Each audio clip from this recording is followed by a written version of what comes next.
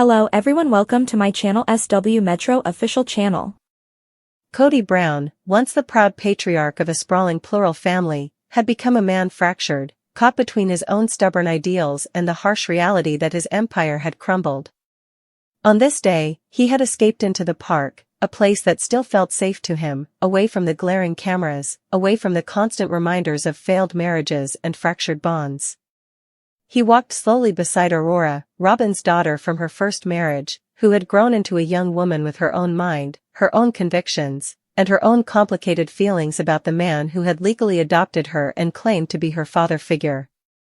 Their conversation started casually, but the deeper they talked, the more evident it became that Aurora was searching for something in him, perhaps reassurance, perhaps understanding, that had been absent for far too long.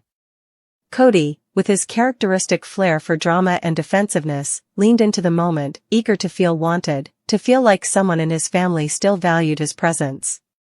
He gestured wildly with his hands as he spoke, his curls bouncing under the sunlight, as he told Aurora about his regrets, his frustrations, and his fear that maybe he had truly lost everything that once defined him.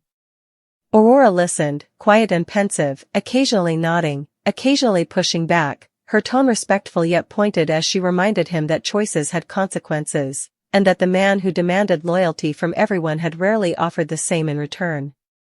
It might have remained an innocent yet emotionally charged exchange between an adoptive father and his daughter if not for the cruel timing of fate. Because only a short distance away, Robyn had decided to take a walk, needing fresh air, her heart heavy with the latest fallout from the sale of Coyote Pass and the endless online chatter painting her as the villain of the family saga.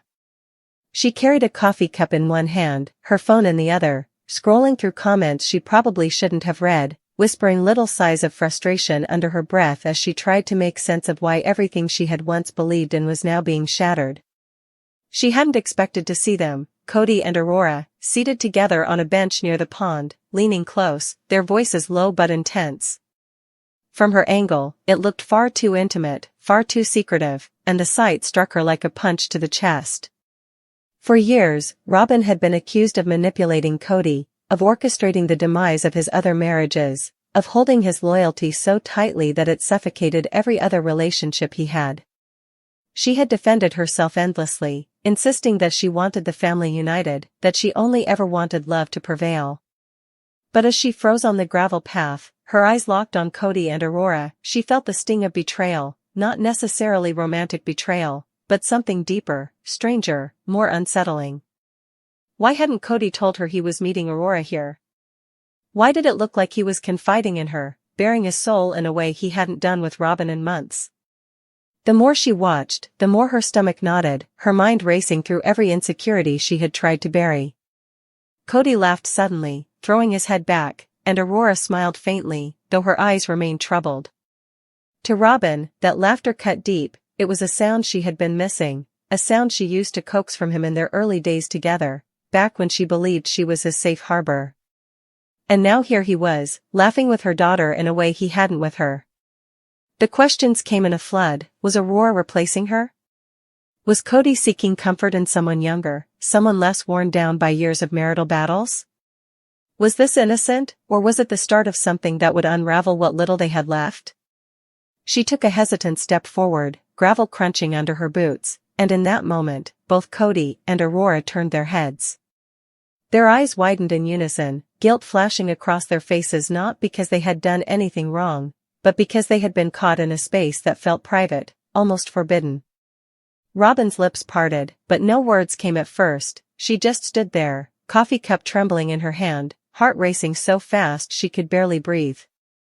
Kody was the first to rise, his usual bravado faltering as he stammered, "Robyn, hey, we were just talking." Aurora looked down at the ground, her cheeks flushed, clearly aware that her mother's mind might already be leaping to conclusions. Robyn's shock deepened into something raw, a mix of hurt and confusion that made her eyes glisten with unshed tears. "Talking?" she repeated, her voice sharper than she intended. "You two are sitting here like I don't even exist. Like I'm not supposed to be a part of this conversation, of this family." The tension hung heavy in the air, as thick as the clouds rolling over the mountains. Kody reached out, his hand hovering as if he wanted to touch her arm but knew better, afraid of her pulling away. "It's not what you think," he said, his tone pleading yet defensive, the way it always became when he felt cornered. "Aurora needed to talk, and you couldn't tell me?" Robyn cut in, her voice rising.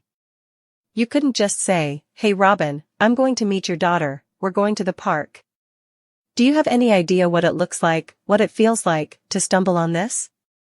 Her words cracked with emotion, the betrayal not rooted in romance but in secrecy, in exclusion. Aurora finally lifted her head, her voice shaking but firm. "Mom, please, it's not like that.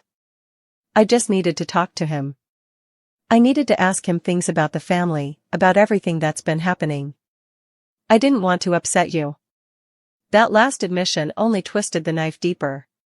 Robyn stared at her daughter, realizing that even Aurora hadn't trusted her with the truth, that she had chosen to go behind her back with the one man Robyn had fought so hard to defend in the eyes of the world. For years, Robyn had sacrificed, endured criticism, and shouldered the blame for choices Kody had made, and now it felt like even her own child was siding with him instead of with her. The park suddenly felt colder, emptier, the laughter of children in the distance mocking the heaviness of the moment. Kody, desperate to defuse the situation, launched into a rambling explanation about misunderstandings and miscommunication, but his words only fueled Robyn's spiraling thoughts. She saw in him the same patterns that had driven Christine away, the same obliviousness that had broken Janelle's spirit, the same insensitivity that had crushed Mary. And now, was she, Robyn, the final casualty? The woman who had once been his soulmate, now reduced to an outsider in her own family, watching as her daughter became his confidant? The thought made her stomach churn. She turned abruptly, tossing the untouched coffee into a nearby trash bin, the liquid sloshing against the sides like an exclamation point to her fury. "I can't do this right now," she muttered, her voice shaking. Kody called after her, his voice panicked, but Robyn didn't stop. She walked down the path, faster and faster, as if distance could put her heart back together. Aurora sat frozen, torn between chasing after her mother and staying with the man who claimed to be her father. And Kody? He stood there, shoulders slumped, curls falling into his face, realizing that no matter how much he tried to hold on, the fractures in his world only seemed to deepen with every step he took. Aurora's favorite time of day, the time when the world was dipped in honey and the sharp edges of reality seemed to soften, and on this particular afternoon, nestled on a secluded park bench under the generous canopy of an ancient oak, that gilded light felt less like an illumination and more like a sanctification of their secret. For Kody and Aurora, these stolen moments were a necessary fiction, a pocket of air in the increasingly suffocating atmosphere of their lives, a silent rebellion against the intricate, suffocating rules of a family structure that felt less like a shelter and more like a gilded cage. They weren't doing anything wrong, they would have insisted, merely talking, his arm around her shoulders, her head resting against his chest, finding in each other a solace that had become conspicuously absent at home. It was a quiet conspiracy of two, a balm for the loneliness that festered beneath the public performance of plural marriage, and in the dappled sunlight, with the distant laughter of children and the gentle rustle of leaves as their only witnesses, they could almost believe the fiction that this was theirs and theirs alone. But the fragile bubble of their clandestine peace was destined to pop, not with a dramatic bang, but with the silent, devastating shock of a single witness, for Robyn, claiming she needed a quiet walk to clear her head after a tense morning meeting, had chosen this path, this very park, her footsteps muffled by the thick grass until she rounded the bend and stopped dead, her entire world narrowing to the devastatingly intimate image of her husband wrapped around the sister-wife who was, by every unspoken law and delicate emotional treaty, not hers to share in that way. The air didn't crackle, it simply vanished from her lungs, the gentle park sounds, the birds, the breeze, the distant traffic, muting into a high-pitched hum in her ears as her brain, refusing to process the data her eyes were transmitting, scrambled for a logical explanation that wouldn't come. This wasn't a casual, familial hangout, the body language was all wrong, too closed off, too private, too singular. It was the intimacy of it that was the knife twist, the easy familiarity of his hand absently tracing patterns on her arm, the way Aurora's body curved into his as if they were two perfectly matched pieces, the quiet, shared smile she saw from 30 feet away that spoke of private jokes and a history of moments just like this one, a history she had been entirely blind to.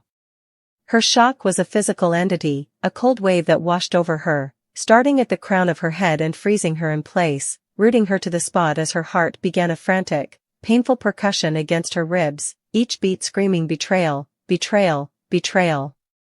This was the man she had fought for, the relationship she had championed as the one true spiritual pairing, the foundation upon which the entire family was supposed to be rebuilt and stabilized, and here he was, betraying not just her, but the very principle he claimed to hold sacred, and with Aurora, her confidant, her legal sister, the one person whose loyalty she had never, ever questioned. The emotional calculus was too immense, too catastrophic to compute in a single moment. It wasn't just an affair, it was a demolition, a leveling of every single pillar that held up her life, her marriage, her sisterhood, her security, her entire understanding of her place in the world. Her mind raced through a montage of recent history, the whispered conversations she'd dismissed, the sudden errands they'd run together, the defensiveness when she'd innocently asked about their day, and each memory clicked into place with a sickening finality, rewriting the past into a narrative of profound and calculated deception. The shock began to curdle, the ice in her veins thawing rapidly into a scalding fury, and a small, involuntary sound, a gasp, a sob, a strangled word, escaped her lips, the sound finally slicing through the intimate cocoon Kody and Aurora had woven around themselves. Their heads snapped up in perfect, guilty unison, and the looks on their faces, the deer-in-the-headlights panic, the immediate and frantic disentangling of limbs, the sheer, unvarnished horror of being caught, was the final, confirming blow. There was no talking their way out of this, the truth was written in the pallor of their skin, in the way Kody's mouth opened and closed without sound, in the way Aurora's hand flew to her mouth as if to push back a confession. In that elongated, silent second, as their eyes met hers across the green expanse, Robyn saw it all. The end of her marriage as she knew it, the death of the family she had sacrificed everything to build, and the terrifying, vast emptiness of what came next. The golden light was now a cruel mockery, highlighting the scene of the crime, and she didn't yell, she didn't scream accusations, she simply took a stumbling step backward, her hand pressed to her heart as if to hold the broken pieces together, before turning on her heel and walking away, each step a mechanical effort, leaving them in the beautiful, ruined sanctuary of their secret, the echo of her silent, seismic shock hanging in the air between them, heavier and more damning than any outburst could ever be.